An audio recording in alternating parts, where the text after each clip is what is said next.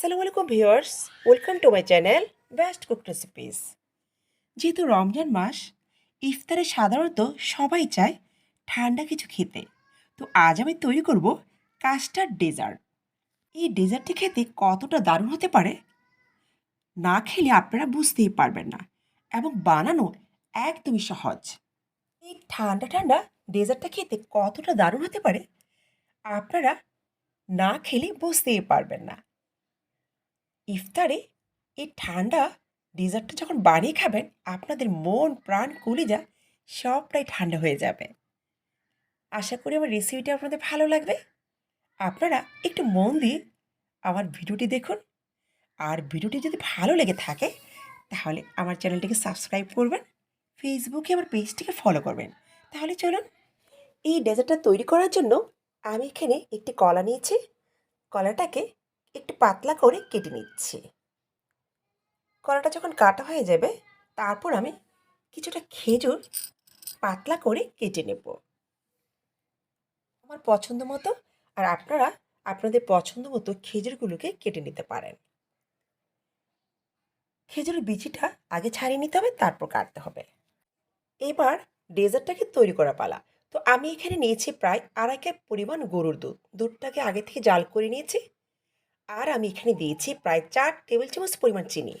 তবে চিনিটা আপনারা বাড়িয়ে কমিয়ে নিতে পারেন। আর দিয়েছি 1 চিমটি পরিমাণ লবণ। এবার আমি অনবরত নেড়েচেড়ে নিব। কিছুক্ষণ জাল করার পর এখন আমি দেব 1 টেবিল চামচ পরিমাণ কাস্টার্ড পাউডার। আমি একটু দুধে গুলিয়ে রেখেছি। এখন আমি অনবরত নেড়েচেড়ে নেব। দুধটা যখন ঘন হয়ে যাবে, এই পর্যায়ে আমি দেব সাবুদানা। এই সাবুদানাটাকে আমি সিদ্ধ করে নিয়েছি। তারপর আমি ঠান্ডা পানি দিয়ে ধুয়ে নিয়েছি। তারপর আমি অনবরত নেড়েচেড়ে নেব। কিছুক্ষণ জাল করার পর প্রিয় দর্শক, দেখতেই পাচ্ছেন দুধটা কিন্তু ঘন হয়ে গেছে। এখন আমি চুলাটাকে বন্ধ করে দিব। তারপর ডেজার্টটাকে ঠান্ডা করে নিব। এরপর আমি ফ্রিজে রাখবো। ফ্রিজ থেকে নামিয়ে পরিবেশন করব। 20 মিনিটের জন্য আমি ডেজার্টটাকে ফ্রিজে রেখেছি। তো আমি এখন ডেজার্টটাকে নামিয়ে নিয়েছি। এখন পরিবেশনের পালা। তো আমি এখানে গ্লাস নিয়েছি, আর কিছুটা কলা আমি স্লাইস করে কেটে নিয়েছি। কলাটা যখন হয়ে গেছে, এই পর্যায়ে আমি দিব সাবুদানা এবং কাস্টার্ডের মিশ্রণটা।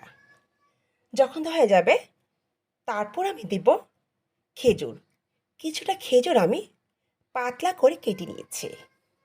এভাবে আমি ডেজার্টটাকে সাজিয়ে নেব। তার এই ডেজার্টটা খেতে কতটা দারুণ হতে পারে, আপনারা ট্রাই না করলে বুঝতেই পারবেন না।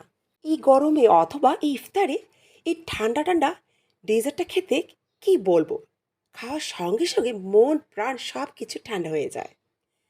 অসম্ভব মজা এই ডেজার্টটি।